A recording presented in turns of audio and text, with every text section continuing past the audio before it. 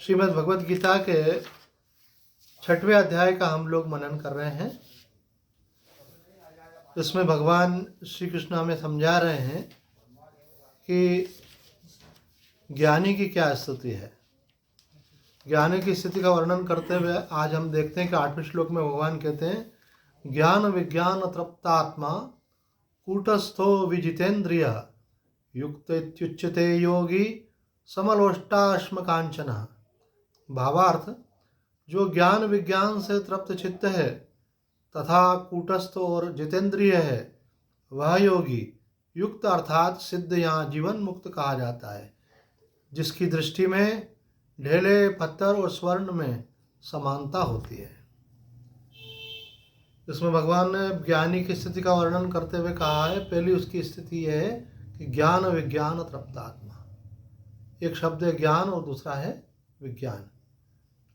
तो ज्ञान है, ज्ञान की व्याख्या करते हुए आदि शंकराचार्य जी महाराज कहते हैं, जो शास्त्रोक्त पदार्थों को समझना है उसको ज्ञान कहते हैं। मतलब शास्त्र की बातों को समझना ज्ञान कहलाता है। शास्त्र को पढ़कर, गुरुदेव के मुख से सुनकर जब हमको चीज़ें समझ में आ जाती हैं कि मैं कौन हूँ, परमात्मा कौन है, जगत क्या है, मेरा और परमात्मा का क्या संबंध है, जगत का और परमात्मा का क्या संबंध है, ब्रह्म क्या है, जीव क्या है, बंधन क्या है, मुक्ति क्या है, ये जो सब बातें हैं जब समझने लगते हैं शास्त्र को पढ़कर, गुरुदेव के मुख से समझकर, तो उसका नाम है ज्ञान, है ना। जिसको अपन बोल सकते हैं intellectual knowledge, clarity of concept, इसको बोलते हैं ज्ञान। और विज्ञान क्या है? और शास्त्रों से समझे हुए भावों को वैसे ही अपने अंतःकरण में प्रत्यक्ष अनुभव करने का नाम विज्ञान है ना। यहाँ विज्ञान का अभिप्राय साइंस से नहीं है, यहाँ विज्ञान से अभिप्राय है विशेष प्रकार से उसका ज्ञान होना। तो एक बुद्धि से जानकारी होती है वो एक ज्ञान है, और विशेष प्रकार से मतलब उसको अनुभव करके जान लेना, ये उसका विज्ञान हो गया।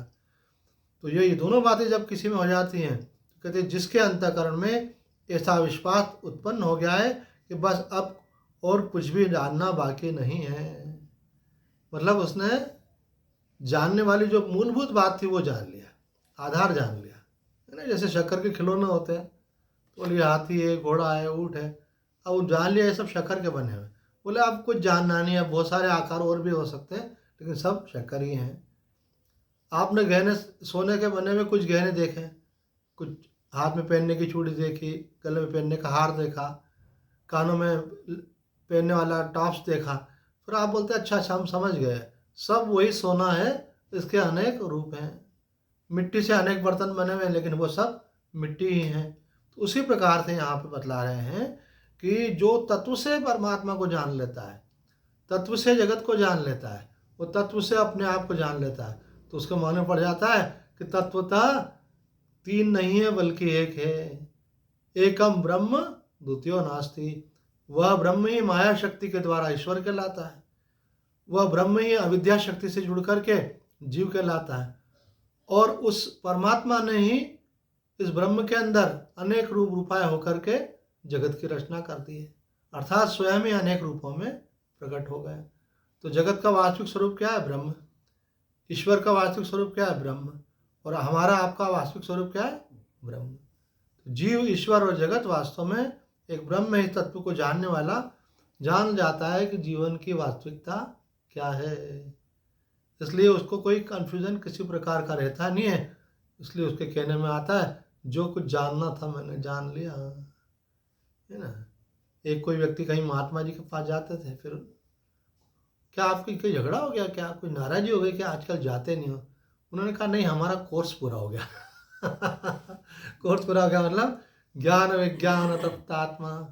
अब चले गए तो चले गए, नहीं गए तो नहीं गए, है ना। जैसे कोई कोचिंग क्लासेस चलती है किसी की, बच्चे पढ़ने जाते हैं, फिर उनका कोर्स पूरा हो जाता है तो नहीं भी जाते हैं, कोई फिर अपनी कोचिंग क्लास भी खोल लेते हैं, कोई वो ज्ञान प्राप्त करके अपने नए क्षेत्र में लग जाते हैं।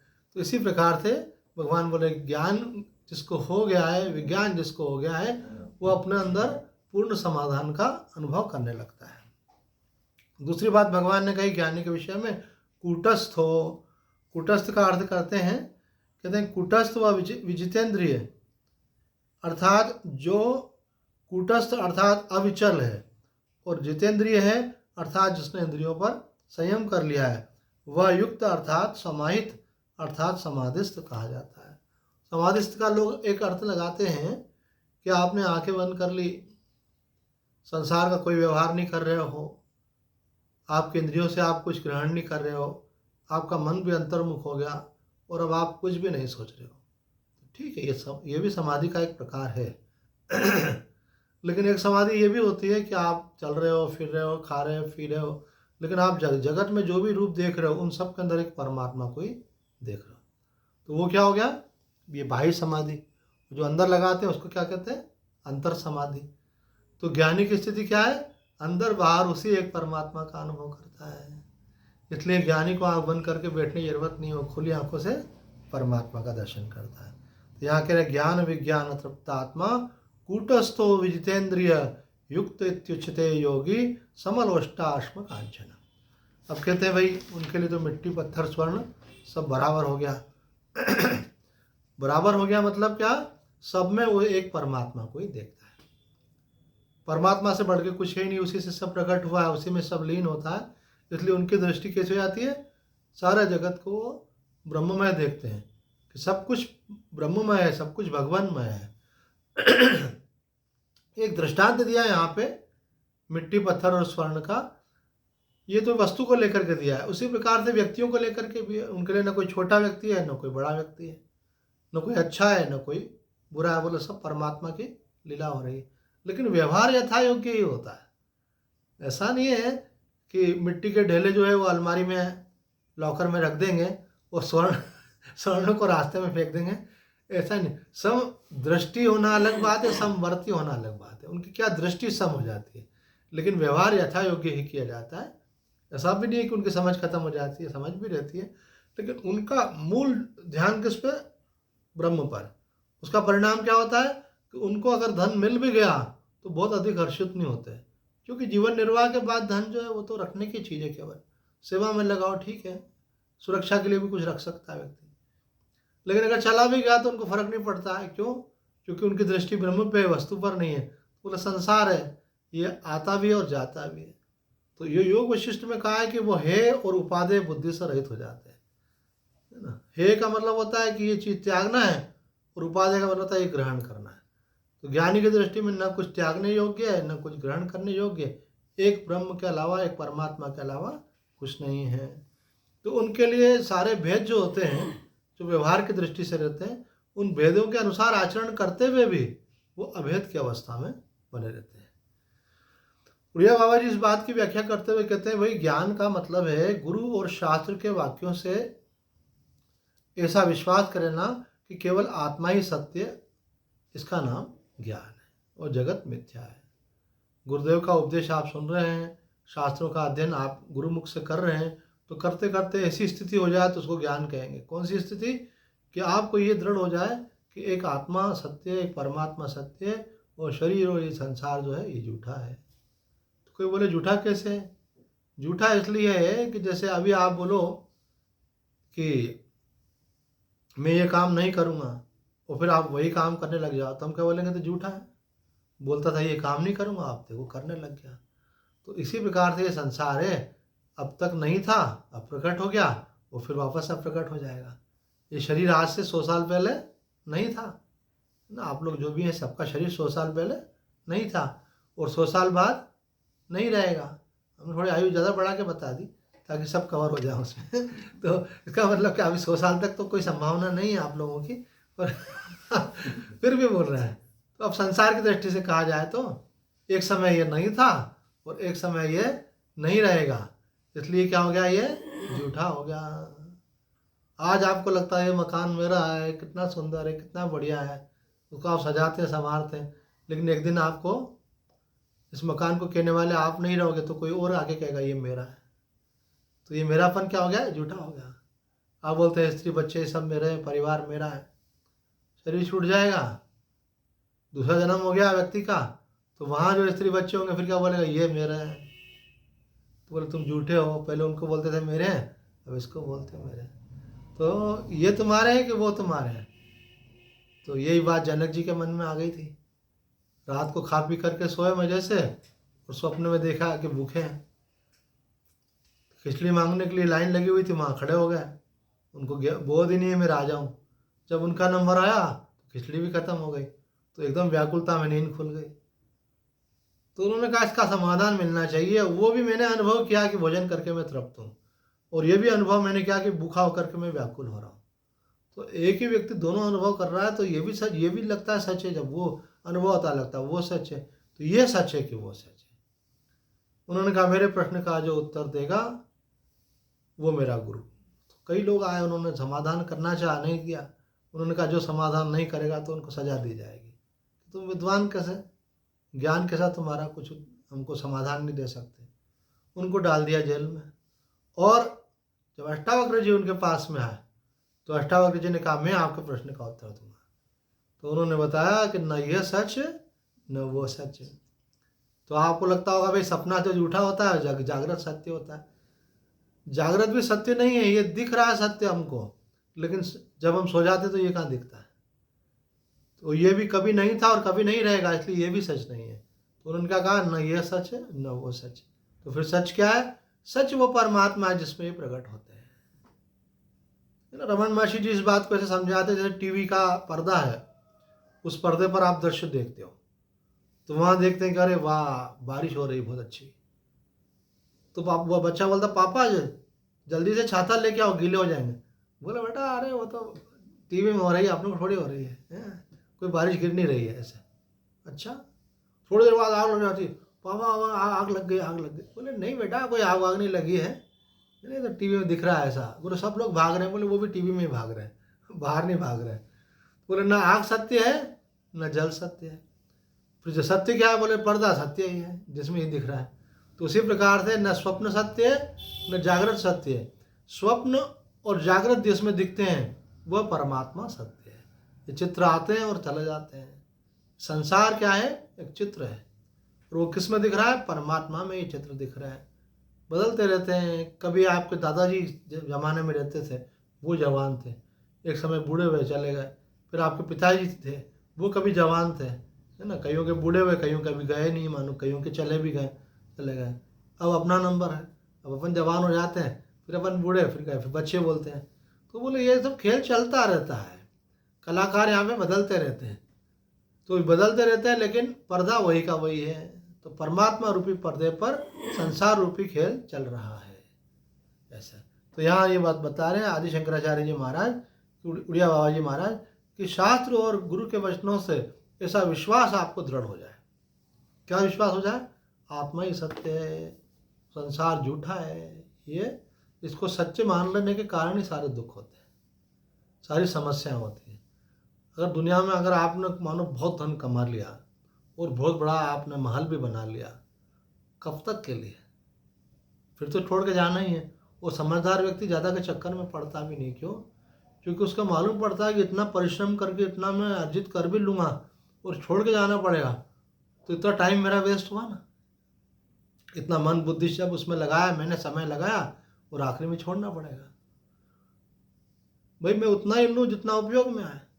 आप मानो यहाँ से तीर्थ यात्रा पे जा रहे हैं, वृंदावन जा रहे हैं, आप हरिद्वार जा रहे हैं, तो अपने साथ कितना खाना लेकर के जाते हैं? जितना आप खा सकें।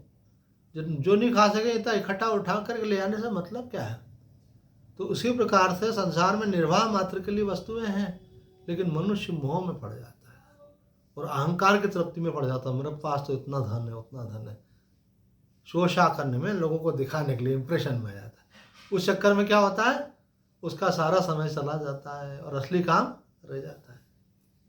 तो असली काम क्या है? उस सत्य को जानना, उस परमात्मा को जानना। उड़िया बाबा जी कह रहे हैं बाकी ज्ञान तो ज्ञान है ही नहीं, वो तो अज्ञान ही है। शास्त्र की दृष्टि से संसार का ज्ञान ज्ञान नहीं है, वो अज्ञान ही है, अज्ञान का विस्तार है। पहले आप संसार को सच मानते हो, उसके बाद उसका विस्तार होता है, तो वो अज्ञान का ही विस्तार होता है। पहले आप अपने को शरीर मानते हो, फिर शरीर की सुरक्षा के लिए, सुविधा के लिए, सम्मान के लिए फिर आप बहुत सारा विस्तार करते हो, वो क्या है? ज्ञान का ही विस्तार है। तो बोले ठीक है, निर्वाह मात्र के लिए, क्योंकि इंस्ट्रूमेंट रहेगा, है ना, जैसे आपका घोड़ा रहेगा तो आप बैठकर कहीं जा सकते हो।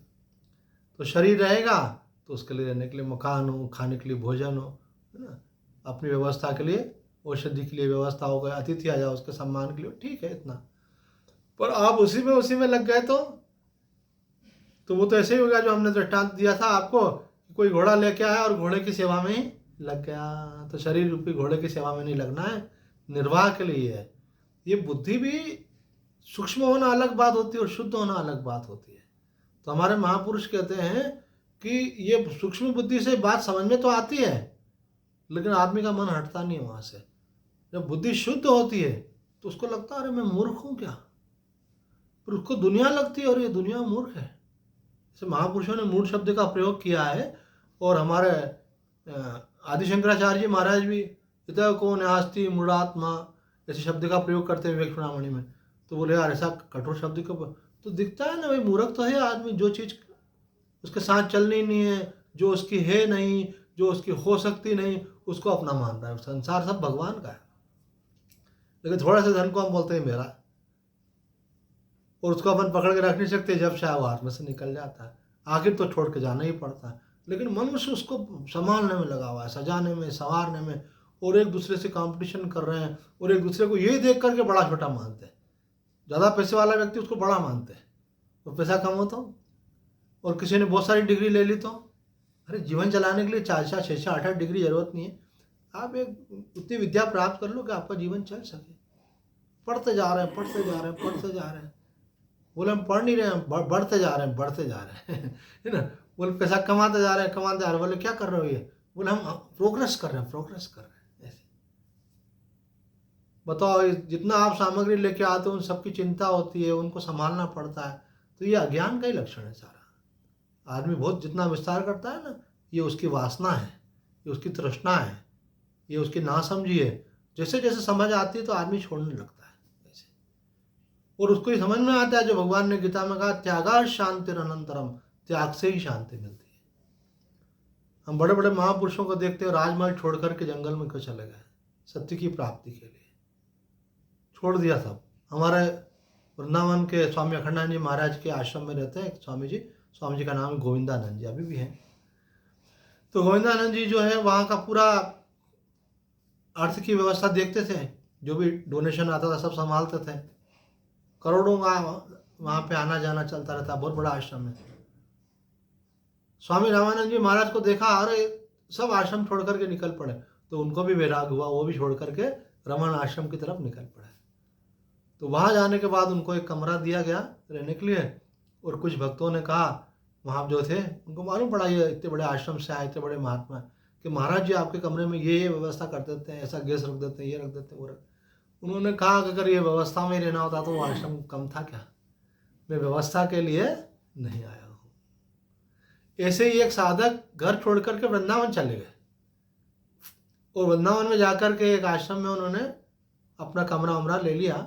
वो महाराज जी वहाँ पर महापुरुष विराजते रहे, स्वामी सत्यानंद जी महाराज। तो उन्होंने हमको बतलाया महाराज जी ने, तो भगत जो है हमारे पास आए, बोले महाराज जी देख रहा हूँ कहाँ प्रॉपर व्यवस्था मिल जाए। तो बोले ठीक है।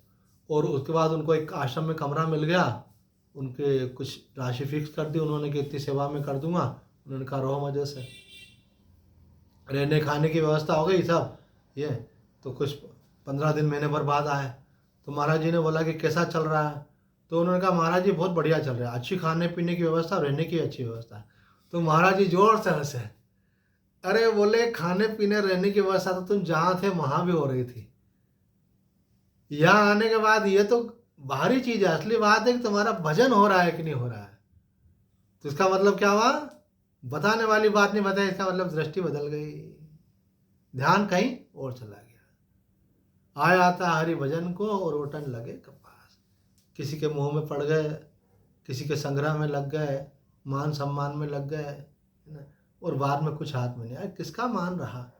नया ने कितने बड़े बड़े शूरवीर आए, बड़े बड़े महापुरुष आए, बड़े बड़े जो है धनिक आए, कितना कितना धन था लोगों के पास, है ना। हमारे इंदौर के ये जो अहिल्या परिवार के राजा लोग हैं, इनके पास कितनी संपत्ति थी, कितना सोना था।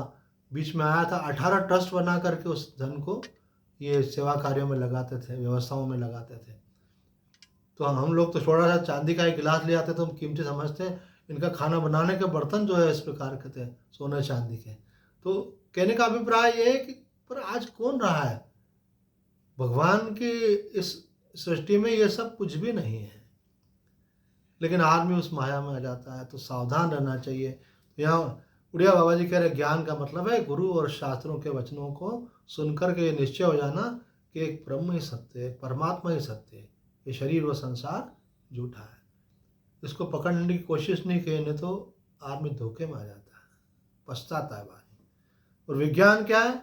बोले ये बात बुद्धि से समझ में आ गई, अब आपका मन उससे हटना चाहिए और जो गुरु ने साधन बताया है, जो शास्त्र ने साधन बताया है, जो भगवान श्री कृष्ण ने साधन बताया है हमको, उसका चिंतन करते, उसके साधन करते हुए हमको उसका विशिष्ट अनुभव होना चाहिए। कई लोग ज्ञान से संतुष्ट होने लगते हैं, ये भी गड़बड़ है। ज्ञान से संतुष्टि अहंकार को पैदा करती है। ज्ञान तो तब पूरा माना जाएगा जब उसका विशेष रूप से अनुभव हो जाए। जब तक अनुभव नहीं है तब तक तो वो ज्ञान एक प्रकार से उधार का ही ज्ञान है। गुरु जी का बताया हुआ ज्ञान है, गुरु जी का हुआ, आपका थोड़ी हुआ। वो तो भगवान श्री कृष्ण का बताया हुआ, तो वो तो श्री कृष्ण जी का अनुभव है, आपका थोड़ी है। वो आपका कब होगा? जब आप उसको अनुभव कर लेंगे। तो कहते हैं विज्ञान मतलब ये अनुभव हो जाना कि एक परमात्मा के सिवा कुछ नहीं है। और कैसा अनुभव होना? करामलवत, मतलब हाथ में रखे हुए आंवले के समान। जैसे हाथ में रखा आंवला स्पष्ट दिखता है, ऐसा आपको बिल्कुल कोई कन्फ्यूजन नहीं रहे, एक परमात्मा के सिवा किसी की सत्ता नहीं। बोले ये संसार, बोले संसार तो प्रतीति मात्र है, दिख रहा है, वास्तव में नहीं है। तीसरी बात भगवान ने कही थी कूटस्थ। कहते हैं कि सब प्रकार विपरीत परिस्थितियों में भी अपने स्वरूप से विचलित न हो, उसे कूटस्थ कहते हैं। जैसे पर्वत होता है ना, उस पर आंधी तूफान आए, बारिश हो, धूप पड़े, वो अविचल रहता है। बोले जिसको अपने ब्रह्म स्वरूप का, आत्म स्वरूप का, भगवत स्वरूप का ज्ञान हो जाता है, वो जीवन में कई प्रकार की परिस्थितियाँ आती हैं। कभी बीमारी आती है, कभी स्वास्थ्य रहता है, कभी जो धन आता है, कभी हानि होती है, कभी मान मिलता है, कभी अपमान मिलता है, कभी हार होती है, कभी जीत होता है। वो बोलता है सब चलता रहता है। हमारे एक मित्र सन्यासी हैं, वो बोले यार तुम ज्ञानी किसको मानते हो?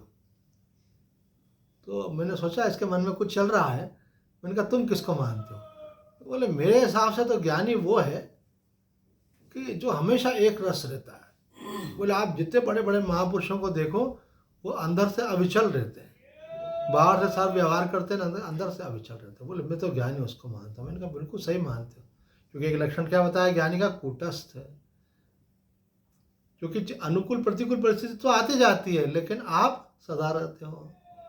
भाव आते जाते हैं, आप सदा रहते हो। विचार बदलते रहते हैं, लेकिन आप सदा रहते हो।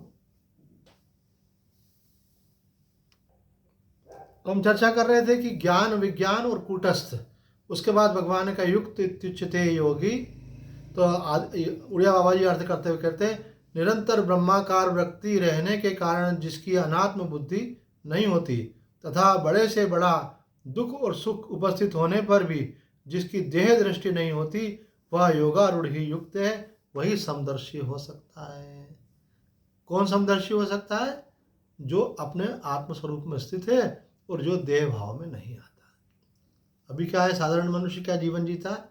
ये जो शरीर पैदा हुआ है इसके साथ जुड़ कर के क्या समझता है कि ये मैं हूँ। और जो ज्ञानी होता है वो इसको नहीं मानता है मैं हूँ, वो आत्मा में स्थित रहता है, मैं आत्मा हूँ। जैसे आप अपने को वस्त्र नहीं मानते हो, ऐसे ज्ञानी अपने को शरीर नहीं मानता है, उसका अनुभव दृढ़ रहता है। कहते हैं विशेष से विशेष परिस्थिति भी आ जाए, कठिन से कठिन भी, बहुत बड़ा दुख भी आ जाए, बहुत बड़ा सुख भी आ जाए, तो भी वो अपने को शरीर नहीं मानता, देह भाव में नहीं आता। उसी को युक्त मानना चाहिए, योगी मानना चाहिए, योगारूढ़ मानना चाहिए, और वही समदर्शी हो सकता है। कोई देह भाव में रह कर के समदर्शी नहीं हो सकता। कोई सोचे कि मैं शरीर में रहूं और मिट्टी पत्थर स्वर्ण सबको एक ही मानता रहूं, तो ऐसा हो नहीं पाएगा। क्यों? क्योंकि अपने को देह मान रहा है तो संसार की सत्ता भी बन जाएगी, अच्छा बुरा। और यदि वो आत्मभाव में स्थित हो गया तो उसको स्वाभाविक रूप से ही हो जाएगा। इसलिए आप देखो प्रयत्न कहाँ पे करना है, ये भी समझने वाली बात है। कोई व्यक्ति सोचता है भाई छोटे और बड़े का भेद नहीं रखना है, चाहे पैसे वाला हो चाहे गरीब हो, सब इंसान है, भगवान के बंदे हैं। हमको स्त्री पुरुष का भेद नहीं रखना है भाई, सब मनुष्य हैं, क्यों किसी का भेद रखें। तो ये भेद की जो भावना आती है उसके मूल में कारण ये रहता है कि आप अपने को क्या समझते हो। अगर आप आत्मा समझोगे तो कोई भेद नहीं रहेगा आपको। लेकिन अगर आप अपने को शरीर मानोगे तो आपका स्वयं के प्रति हो जाएगा। आप हिंदू को अच्छा मानोगे, मुसलमान को खराब मानोगे। आप अपने को मनुष्य मानोगे तो बाकी जीवों को अपने से छोटा मानोगे। आप अपने को पुरुष मानोगे तो अपनी श्रेष्ठता का प्रतिपादन करने लग जाओगे। पुरुष स्त्री से श्रेष्ठ है। कल आप स्त्री होते तो फिर स्त्री का पक्ष लेने लग जाओगे। तो बोले ये सब भेद इसलिए आते हैं क्योंकि आप आत्म तत्व में स्थित नहीं रहते हो। तो समदर्शी होने के लिए कंडीशन क्या है कि पहले आप अपने स्वरूप का ज्ञान प्राप्त करके उसमें स्थित हो जाएं, तब आप जो है समदर्शी हो जाएंगे। अब यहाँ मधुसूदन सरस्वती जी कहते हैं ज्ञान विज्ञान तृप्त आत्मा, इसका मतलब है जिसका चित्त ज्ञान विज्ञान से तृप्त है, अर्थात उनमें पूर्णता की प्राप्ति हो गई है, उनके अंदर पूर्णत्व हो गया है।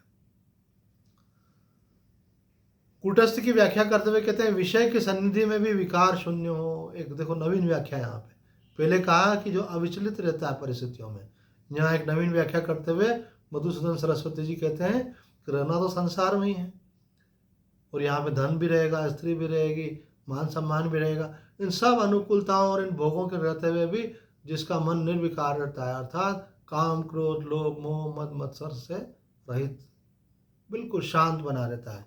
तो कहते हैं कूटस्थ मतलब विषय की सन्निधि में भी विकार शून्य हो, वह योगी पर वैराग्य युक्त योगारूढ़ कहलाता है। वही योगारूढ़ कहलाएगा क्योंकि वो संसार के संपर्क को त्याग नहीं देता है। संसार के संपर्क को त्यागने का मतलब तो साधना है, लेकिन जो सिद्धि है वो क्या है कि संसार में रहते हुए भी अविचलित रहता है। पहले अभ्यास किया, दृढ़ स्थिति हो गई तो कोई प्रभाव नहीं हो रहा है। भगवान बुद्ध सब कुछ छोड़ करके चले गए साधना करने के लिए जंगल में, एकांत में जाके तप किया। आखिर उनको 12 साल के बाद में भगवान की प्राप्ति हुई, अर्थात उनको ब्रह्मानुभूति हुई, निर्वाण पद की प्राप्ति हुई। फिर देवताओं ने प्रेरणा करी कि ये ज्ञान बांटो, ये किसी विरले को किसी को ये ज्ञान होता है। बोले ज्ञान बांटो, लोग संसार में बहुत दुखों में डूबे हुए। तो दुख का कारण ये है कि संसार को पकड़ा है और वो छूट जाता तो दुख होता है, और पकड़ेगा ही नहीं तो दुख किस बात का है। जब मोह ही नहीं होगा तो दुख किस बात का। तो मोह सकल व्याधिन कर मूला, तो समझाने के लिए वो निकले। तो समझाते समझाते पहुंच गए कहाँ, अपनी ही नगरी में जहाँ के वो राजा थे। उनकी पत्नी भिक्षा मांगने के लिए, पत्नी से भिक्षा मांगी, भिक्षा लेकर के आई वो।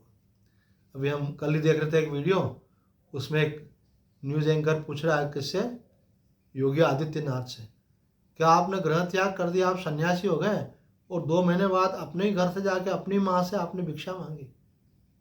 तो वो माँ के दिल पे क्या बीती होगी, ये मेरा बच्चा देखो भीख मांग रहा है मेरे सामने। तो योगी आदित्यनाथ हमारे यूपी के मुख्यमंत्री, वो मुस्कुरा करके बोलते हैं कि यही हमारी शास्त्र परंपरा है। उस परंपरा का हमने निर्वाह किया कि अब हमारे लिए सब माताएं समान हैं। तो जैसे बाकी घर से 2 रोटी मांग के साधु खा लेता है, भगवान का भजन करता है, ऐसे माँ से मांग ली। इसमें बल्कि गौरव का अनुभव करते हैं। आदमी सोचता है कि अरे भाई ये तो मांग के खाना पड़ रहा है, इनको क्या जिंदगी है। वो बोल रहा, रमन महर्षि ने कहा कि तिरुवन्नामलाई जहाँ वो रहते हैं, रमन आश्रम जहाँ पे बना हुआ है, बोले तिरुवन्नामलाई की ऐसी कोई गली नहीं है जहाँ से मैंने भिक्षा नहीं की हो, घर घर से भिक्षा की है। और बोले उस समय में राजाओं का राजा अनुभव करता था। ऐसे 3 ताली हो जाते थे तो अंदर से माता कोई आई, भोजन दे दिया, वो हाथ में लेते थे, थाली में भी नहीं, कमंडल में भी नहीं, हाथ में ही खाया और बढ़ गया आगे। किसी ने बोला बैठ करके खाओ, तो उन्होंने कहा नहीं। तो वो उन्होंने सोचा कि मैं नहीं खिलाऊंगी तो शायद इनको मिलेगा नहीं, तो 4 घर गए, आगे मिल गया। तोड़िया बाबा जी कहते हैं सन्यासी को कोई संग्रह नहीं करना पड़ता है, 2 रोटी खाई, भगवान के भजन में मस्त है। आप जिसका भजन कर रहे हो वो आपकी परवाह करता है ना। तो यहाँ मधुसूदन सरस्वती जी कहते हैं ऐसा जो पर वैराग्य युक्त है वही योगारूढ़ कहलाता है, अर्थात संसार के किसी भी विषय के संपर्क में आने पर उसमें जो है विकार उत्पन्न नहीं होता। स्वामी जी कहते हैं ज्ञान विज्ञान तृप्त आत्मा, उसके लिए कुछ भी करना जानना पाना कुछ भी बाकी नहीं है। देखो संसार इसी का नाम है। अगर क्रिया की दृष्टि से देखोगे ना, क्रिया और पदार्थ मिलकर के संसार कहलाता है। तो अब क्रिया में कौन सी क्रिया, तो कुछ लोग कुछ जानने में लगे हुए हैं, कुछ लोग कुछ पाने में लगे हुए हैं, और कुछ लोग कुछ करने में लगे हुए हैं। बोले मैं आजकल ये कर रहा हूँ, मुझे अभी ये पाना है, मुझे अभी ये जानना है। तो कहते हैं जिसने उस तत्व को प्राप्त कर लिया, उसका अनुभव कर लिया, उसके लिए कुछ भी जानना, पाना और करना बाकी नहीं रहता। ये लक्षण उसका। कृतकृत्य का मतलब क्या होता है कि कुछ भी करना, जानना, पाना बाकी नहीं रहता। कूटस्थ, कूट अर्थात आहरण है ना, जो जैसे आपने देखा होगा मोची को एक लोहे का उसके पास रहता है, उस पर जूते बनाता है। ऐसे लोहार के पास भी रहता है, कोई भी सामान को आकार देना हो तो नीचे आहरण रहता है। इसी प्रकार से सुनार के पास भी रहता है, उसको आहरण बोलते हैं। उसके ऊपर गहनों को आकार दिया जाता है, कुछ गोल करना है, टेढ़ा मेढ़ा करना है, जो भी उस पर हथौड़ी से मार के करता है। तो आहरण, तो वस्तुओं के आकार तो बदलते हैं, लेकिन जिसका आधार है उस आधार का कुछ भी फर्क उसमें नहीं पड़ता। तो उसी को कूटस्थ बोलते हैं। कूट अर्थात आहरण एक लोह पिंड होता है जिस पर सोना, चांदी आदि अनेक रूप गढ़े जाते हैं, पर वह एक ही रहता है। इसी प्रकार सिद्ध महापुरुष के सामने तरह तरह की परिस्थितियां आती हैं, पर वह कूट की तरह ज्यों का त्यों निर्विकार बना रहता है। बाकी चीज़ों का आकार बदलता है, लेकिन कूट वैसे ही बना रहता है। बोले ज्ञानी इसी प्रकार से निर्विकार ही बना रहता है। विजितेंद्रिय, कहीं भी राग द्वेष न रहना, इसका नाम है विजितेंद्रिय, है ना। बोले आपके इंद्रियों पर संयम हुआ, इसकी पहचान क्या है कि कोई भी अनुकूल से अनुकूल परिस्थिति आई, व्यक्ति आया, आपका उसमें राग नहीं होगा। उन्होंने कहा नहीं, ये हमारी बहुत सेवा करते तो उनमें राग हो गया। बोले ये हमारे उपेक्षा करते हैं, उनमें द्वेष हो गया। तो इसका मतलब आपको अपने इंद्रियों पर संयम नहीं है। आपका इंद्रियां जो है कहीं आसक्त हो जाती हैं और कहीं से आपको जो है उपेक्षा हो जाती है, तो आप उसमें द्वेष करने लगते हैं। तो विजितेंद्रिय का अर्थ ये देखो, नए नए सूक्ष्म अर्थ महापुरुष समझाते हैं हमको कि आपको विजितेंद्रिय का अर्थ लेते हुए समझना चाहिए कि आप राग द्वेष रहित हुए कि नहीं, तब आपका इंद्रिय संयम कहलाएगा। समलोष्टाश्म कांचन युक्त, कह रहे युक्त अर्थात योगारूढ़ यथा योग्य व्यवहार करने पर भी उसकी दृष्टि में ये रहता है कि ये सब विनाशी हैं। व्यवहार तो सब करता है, लेकिन मन में क्या निश्चय रखता है, संसार झूठा है, विनाशी है। एक तरफ तो वो नाम रूप को विनाशी जानता है, और दूसरी तरफ कहते हैं उन सब में एक ही परमात्मा तत्व परिपूर्ण है, उसमें उसकी स्थिति रहती है। इसीलिए वो समता में स्थित होने से वो मिल जाने और चले जाने में कोई प्रभाव उस पर नहीं होता। कहते ठाकुर रामकृष्ण परमहंस ऐसा देखना चाहते थे अपने आप को साधन काल में कि मेरी स्थिति क्या है, कहीं मेरा धन में आकर्षण तो नहीं है। तो एक हाथ में मिट्टी का ढोला ले लेते, एक हाथ में सिक्का रख लेते। तो बोले माटी ढला, माटी का वो को माटी और सिक्के को दोनों को देखते ऐसे, माटी टका, माटी टका, माटी, मतलब माटी और टका दोनों समान है, और दोनों को ऐसे फेंकते हैं जल के अंदर। तो देखते कि ये जो टका वाला हाथ है ये थोड़ा उसी स्पीड से जा रहा है कि थोड़ा कम से जा रहा है। अगर उसी स्पीड से जा रहा है तो मतलब ठीक है, और नहीं तो हाथ को अगर रोक रहा है मतलब मन, इसका मतलब टके में आकर्षण है। तो जब आपके लिए माटी और टका समान हो जाए तो समझना कि आपकी ब्रह्म में स्थिति है। तो आज इतना ही कहकर अपनी वाणी को विराम देते हैं। ओम पूर्णमदः पूर्णमिदं पूर्णात् पूर्णमुदच्यते पूर्णस्य पूर्णमादाय पूर्णमेवावशिष्यते। ओम शांति शांति शांति। आइए प्रेम से भगवान का नाम लें।